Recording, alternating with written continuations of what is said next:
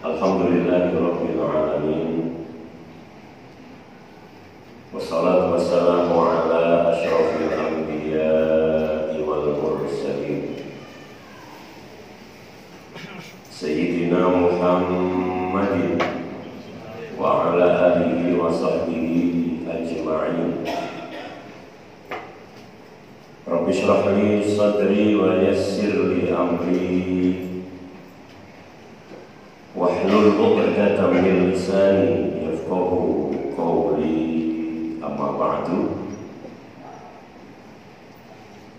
Qala Allah Ta'ala fi kitabihil karim, a'udzu billahi minasy syaithanir rajim. Bismillahirrahmanirrahim. Inna anzalnahu fi lailatul qadr.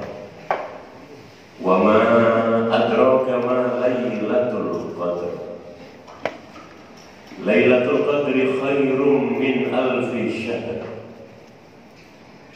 Tanazzalul malaikatu warruhu fiha bi'izni rabbihim min kulli amr. Salamun hiya hatta matla'il fajr. Para bapak, para ibu, jamaah Masjid Baitul Falah rahimakumullah, bersyukur kehadirat Allah Subhanahu wa Ta'ala sampai pada malam hari ini, malam yang ke-10 bulan Ramadan. Benar nggih? Malam ini malam yang ke-10 nggih. Alhamdulillah. Sampai malam yang ke-10 hari malam ini kita semua masih diberikan kekuatan oleh Allah Subhanahu wa Ta'ala. Kekuatan melaksanakan ibadah puasa, kekuatan melaksanakan ibadah sholat tarawih, juga ibadah-ibadah yang lain. Mudah-mudahan puasa kita, tarawih kita, juga ibadah-ibadah yang lain diterima oleh Allah Subhanahu wa Ta'ala. Amin. Allahumma amin. Hadirin wal hadirat, Bapak Ibu rahimakumullah. Ayat yang saya baca tadi, surat Al-Qadar. Ayat ini turun ada sebab-sebabnya. Jadi asbabun nuzul daripada ayat surat Al-Qadar ini, sebagaimana diceritakan di dalam kitab tafsir Sawi, bahwa ada seorang laki-laki menghampiri Rasulullah Muhammad SAW.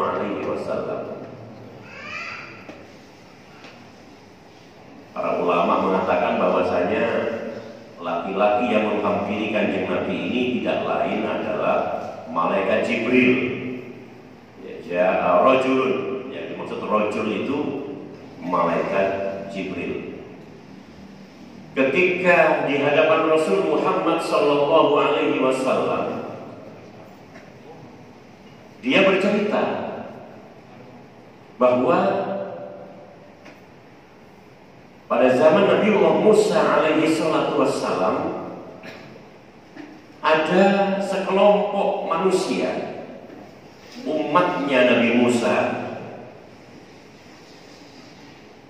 yang berperang membela agama Allah lamanya 1000 bulan. Jadi pagi perang, siang, sore perang, malam istirahat. Pagi perang lagi, siang, sore, malam istirahat lagi. Begitu seterusnya sampai 1000 bulan. Kalau dikalkulasi dengan tahun, 1000 bulan itu kurang lebih 83 tahun 4 bulan. Suwe nopo boten? Suwe, umur kula kali panjenengan boten sampai 83 niku kadose pun menggek-menggek nanti. Nggih. Niki umatnya Nabi Musa 1000 bulan itu perang terus. Dan yang dibela itu agamane Gusti Allah. Nah, begitu Kanjeng Nabi mendengar cerita dari seorang laki-laki ini yang tidak lain adalah malaikat Jibril ini, Kanjeng Nabi penasaran. Timbul dalam hati beliau sebuah keinginan umatnya, agar umatnya mampu melaksanakan sebagaimana apa yang dilakukan oleh umatnya Nabi Musa. Kanjeng Nabi kepingin ada umatnya beliau yang bisa berperang selama 1000 bulan seperti umatnya Nabi Musa. Apa yang beliau dambakan dari itu agar umat beliau ini juga mendapatkan pahala yang besar dengan berperang membela agama Allah selama 1000 bulan. Jadi yang beliau bayangkan itu bukan masalah lamanya dan yang lain sebagainya. Yang beliau pikirkan itu adalah seberapa besar pahala yang didapat oleh umatnya Nabi Musa ketika mereka mampu dan mau berperang selama 1000 bulan. Jadi yang dibayangkan oleh Kanjeng Nabi itu betapa besarnya pahala yang diterima oleh umatnya Nabi Musa. Sehingga beliau kepingin umat beliau ini ada yang mampu melaksanakan, mampu melakukan sebagaimana yang dilakukan oleh umatnya Nabi Musa, agar supaya umatnya beliau ini juga mendapatkan pahala yang besar dari Allah Subhanahu wa Ta'ala. Tapi beliau sadar, iya, umatnya Nabi Musa mampu melakukan seperti itu karena umatnya Nabi Musa ini usianya panjang-panjang. Umatnya Nabi Musa ini usianya panjang-panjang dan orangnya memang gagah perkasa dan kuat-kuat. Niki umatnya Nabi Musa, Pak. Nggih. Usianya dawa, panjang. Napa jenenge fisiknya kuat, gagah perkasa. Sehingga 1000 bulan itu mereka lakukan dengan apa jenenge, ya istilahnya tanpa rasa mengeluh sedikit pun, karena memang ditunjang oleh fisik yang kuat, Ini disadari betul oleh Kanjeng Nabi. Usianya panjang-panjang, fisiknya kuat-kuat, gagah-gagah. Sementara umatku, kata Kanjeng Nabi dalam hatinya, sementara umatku usianya pendek. Nggih napa nggih, Pak? Nggih. Usia sebuah kaum, sebuah umat itu tidak jauh dari usia nabinya. Kalau usia nabinya panjang, usia umatnya juga ikut panjang. Nabi Nuh misalkan usianya panjang, maka umatnya juga tidak beda dengan usia Nabi Nuh, panjang juga, ya. Nabi Musa begitu juga, usianya ya dibandingkan dengan Nabi Nuh lebih pendek lah Nabi Musa, tapi kira-kira kalau Nabi Nuh itu 1750 tahun usianya, kalau Nabi Musa itu di banyak keterangan mengatakan bahwasanya usianya antara 400 sampai 450 tahun. Dia mengatakan lebih sedikit lagi, tapi yang pasti di atas 100 tahun itu usia yang sangat panjang sekali, ya. Kanjeng Nabi sadar usia umatnya pendek-pendek, dan rata-rata umat Kanjeng Nabi ini disadari betul oleh beliau pemalas, Pak. Pemalas, mungkin apa mungkin. Jadi kita semua ini diakui atau tidak, rada males, Pak. Kalau sembahyang 5 waktu ae rada wangil, Pak, abot, Pak. Nggih. Kalau poso Ramadan mboten tok mawon nggih, patase mboten poso. Sing poso Ramadan bisa saged dihitung. Lebih banyak barangkali yang tidak berpuasa Ramadan. Menawi kula kali panjenengan pergi ke terminal, ke stasiun, ke mall, ke pasar gitu. Wah, barangkali hampir berapa jenenge 90% boten poso dinten kene iki. Dan itu semuanya umat Rasulullah Muhammad sallallahu alaihi wasallam. Beliau sadar umatnya usianya pendek-pendek, pemalas, tapi dalam hati beliau memiliki keinginan yang kuat agar umatnya mampu melakukan sebagaimana yang dilakukan oleh umatnya Nabi Musa. Mboten gaduh. Akhirnya mentok punangin, mentok kanjeng Nabi ndonga teng Gusti Allah. Ya Rabbi, ndonga jaluk teng Gusti Allah. Ya Rabbi, ja'alta ummati aqsaral umami ahmara wa aqallaha ahmala. Gusti, jenengan dadosaken Gusti umat kula niki umat sing pendek-pendek umure. Jenengan dadosaken umat kula niki Gusti umat yang pemalas Gusti. Tapi kula kepingin Gusti gak ada umat yang mampu melakukan sebagaimana yang dilakukan oleh umatnya Nabi Musa. Kula kepingin Gusti, kula nyuwun panjenengan Gusti. Akhirnya Gusti Allah mengutus malaikat Jibril menurunkan surat yang namanya surat Al-Qadar. Inna anzalnahu fi lailatul qadar.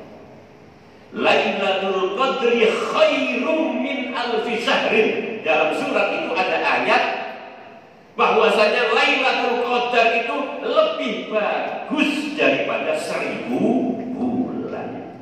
Yang dimaksud 1000 bulan di sini adalah yang sudah dilakukan oleh umatnya Nabi Musa. Artinya,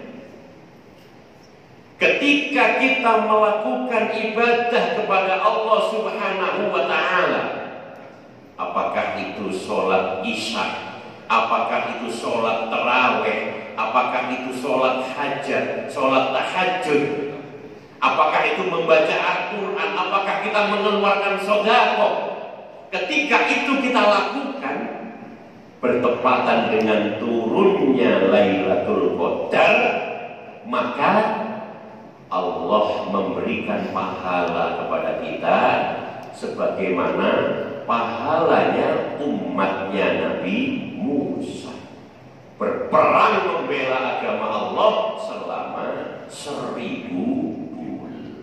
Masya Allah. Enak atau bukan enak itu? Pasti enak. Pekerjaannya ringan, ya. Tapi ganjarannya podo ambek umat Nabi Musa. Masya Allah. Jadi apapun bentuk ibadah yang kita lakukan, ya, tidak perlu kita harus beribadah semalam suntuk misalkan, tidak perlu. Yang penting ketika turunnya Lailatul Qadar ini, kita melakukan sesuatu yang bernilai ibadah di hadapan Allah Subhanahu wa Ta'ala. Nah, yang paling sulit itu adalah untuk mencari Lailatul Qadar, karena turunnya Lailatul Qadar ini dirahasiakan oleh Allah Subhanahu wa Ta'ala. Nah, bagaimana sekiranya kita semua bisa mendapatkan pahala Lailatul Qadar? Caranya simpel saja. Ojo sampai lowong sholat isya'i, ojo sampai lowong sholat tarawih selama 1 bulan penuh. Kalau itu bisa kita lakukan, insya Allah kita yakin mendapatkan pahala Lailatul Qadar, utamanya di malam-malam 10 hari terakhir Ramadan, lebih khusus lagi malam-malam ganjil. Karena itu tanda-tanda yang sudah disampaikan oleh Rasul Muhammad SAW di beberapa hadis beliau. Malam 10 hari terakhir Ramadan, utamanya di tanggal-tanggal ganjil. Akan tetapi sekali lagi, karena kita semua tidak tahu pastinya turun tanggal berapa, maka untuk bisa memastikan kita mendapatkan pahala Lailatul Qadar, ya seperti yang saya sampaikan tadi, ojo sampai lowong sembahyang isya'i, ojo sampai lowong sholat tarawih, ojo sampai lowong. Selama Ramadan full, baru kita bisa memastikan kita mendapatkan pahala Lailatul Qadar, insya Allah. Tapi kalau ada yang lowong satu malam saja, ternyata malam yang ke-17 atau malam yang ke-19, awak dewe keturun misalnya, gak ngelakoni sembahyang isya, ya terawih ini gak dilakon, tangi-tangi wis imsak misalnya. Wah, niki timbul rasa ragu dalam hati, bener. Jangan-jangan ketika awak dewe turu itu Lailatul Qadar nah timbul keraguan dalam hati. Tapi kalau selama Ramadan ini full, sholat isya full, tarawih full, insya Allah yakin hati kula kali panjenengan kalau kula kali panjenengan mendapatkan pahala Lailatul Qadar. Nah, oleh karena itu makanya Rasul Muhammad SAW menghimbau dan menganjurkan kita semua untuk berburu Lailatul Qadar. Caranya bagaimana? Ini saben dalu ojo sampai lowong oleh ngelakoni ibadah nang Gusti Allah, utamane sholat isya lan sholat tarawih. Misalnya ketinggalan jamaah karena bepergian luar kota, yo sholat dhewe ya gak apa-apa. Di rumah sholat sendirian juga tidak ada masalah.